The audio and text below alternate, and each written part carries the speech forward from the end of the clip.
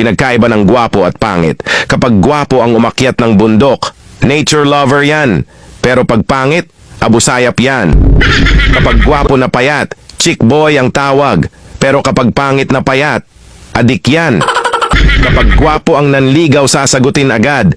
Pero kapag pangit, sorry, study first ako. Kapag gwapo ang construction worker, sasabihin nila na hardworking yan. Pero kapag pangit, okay na yan kesa mag-addict ka. Kapag gwapo ang tumitig, nakakakilig. Pero pag pangit ang tumitig, manyakis yan. Kapag gwapo ang umiinom, broken-hearted. Pero pag pangit, walang pangarap sa buhay. Kapag gwapo ang jowa, tinadhana. Pero pag pangit, ginayuma yan. Kapag gwapo ang nanglimos, sasabihin, OMG, tulungan natin si kuya. Pero pag pangit ng limos, wag nyo bigyan yan, baka ibili ng rugby.